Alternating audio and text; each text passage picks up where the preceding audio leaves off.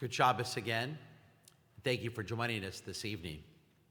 Last year, a very revealing survey was released about mothers. The survey found that with all the time moms dedicate to their children, they're so busy that they give up everything from not getting enough sleep, missing out on date nights with a significant other, and not having time for hobbies or going out with friends.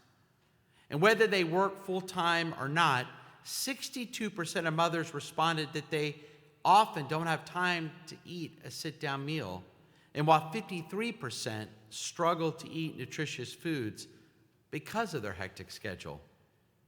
And when it comes to eating balanced meals, moms in America appear to be more focused on their children than themselves. Results found that children are more likely than moms to eat balanced meals. In one day, moms report spending 46 minutes cooking meals for their children, 44 minutes every day doing their laundry, and 29 minutes drawing and creating art projects with their young children. This is in addition to the time spent as a cheerleader, supporting their children at sports practice, being a tutor, helping with homework and school projects, and as a therapist, helping their kids through life's little challenges. According to the survey, top reported mom jobs, as you see on your screen, from meal planner to a chef, cleaner, launderer, teacher, nurse, life coach, personal assistant, therapist, and even as an event planner. When you add up all those jobs that our mothers do so well, moms spend the equivalent of 2.5 jobs per week taking care of their children. And now add in our recent quarantine, that number would probably jump to the equivalent of 10 jobs per week just taking care of their children. But even with the sacrifices our mothers make, 2 in 3 mothers would like to spend even more time caring for their children. It's good to know that our rabbinic literature speaks at great length at the question, to what extent does one have to honor his mother? Concluding through a series of stories that the ways to fulfill the Torah's obligation include providing personal service, taking care of their mother's needs, no matter our age, making sure that our mothers never go for want.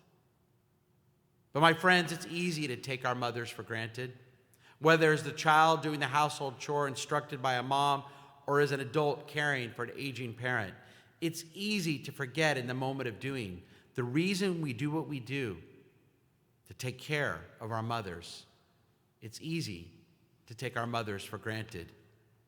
Maybe that's why we have so many jokes about mothers. You know the one, a man called his mother in Florida, "Mom, how are you?" "Not too good," said the mom. "I've been very weak." The son said, "Why are you so weak?" She said, "Because I haven't eaten in 38 days. The son said, "That's terrible. Why haven't you eaten in 38 days? The mother answered, "Because I didn't want my mouth to be filled with food if you should call." Fortunately, we have Mother's Day, a sacred occasion set apart to celebrate our mothers, lavish them with attention, and to consider the intimate holiness that is between a mother and her child. There's a story told of the mother of the Israeli poet Chaim Nachman Bialik. Bialik lost his father when he was just 7 years old, left a widow with 3 children in extreme poverty. In order to support 3 orphans, she worked in a small shop. Only in the evening could she attend her housekeeping, cooking, cleaning, and sewing. Late one night, little Bialik rose from his bed and saw his mother in the kitchen. In utter exhaustion, she was weeping as she kneaded the dough for the bread the next morning. As she baked by candlelight, her lips moved in prayer.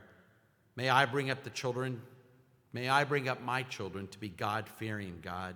May they be true to the Torah, O God, and may they never disgrace me. And as she prayed, tears rolled down her tired cheeks. The mother didn't realize it, but her tears mixed with that dough. And little Chaim witnessed this heart-rending sight and returned to bed. The next morning, he ate that very bread, dampened with his mother's tears. Part of his mother was in that bread. A part of our mothers is in each of us. And whether they're still with us or in the world to come, throughout our lives we carry within us her struggles and her sacrifices, her hopes and her aspirations. So why do we need Mother's Day? We have this wonderful American holiday so that we not forsake our mothers. So we make sure that Mother's Day extends to the Monday afterwards and Tuesday and to the many days following as we try to fulfill the Torah command to honor them always, especially right now. This Shabbat, this weekend, and especially this Sunday, we say thank you to our mothers all over in our community and throughout our world at this time. We say thank you with the words of the anonymous poet. We bless and celebrate our mothers. You now see this poem on your screens, and let me share it with you. Before I was myself, you made me, with love and patience, discipline and tears, then bit by bit stepped back to set me free, allowing me to sail upon my sea. The well within the headlands of your fears, before I was myself, you made me. With dreams enough of what I said to be and what I was what to be, and hopes that would be sculpted by the years, then bit by bit stepped back to set me free. Relinquishing your powers gradually to let me shape myself among my peers. Before I was myself, you made me. For love inspires learning naturally. The mind assents to what the heart reveres. And so it was through love you made me, by slowly stepping back to set me free. Thank you to our mothers. And may our mothers always be blessed with the wisdom and the strength they need to continue to excel. Hag Mother's Day Sameach. As the cantor now sings a song dedicated to all of our mothers of our community of Beth Yeshurun.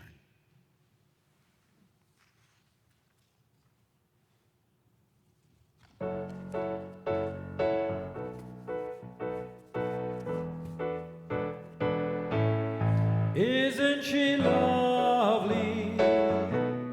Isn't she wonderful? Isn't she precious? With such a beautiful soul, I never thought that I would be part of someone as lovely as she. And isn't she lovely? She's my mom. Isn't she pretty? Truly the angel's best. I am so happy to have been heaven blessed. I can't believe what God has done, that I should deserve this mom. Yes, isn't she special? Filled with love.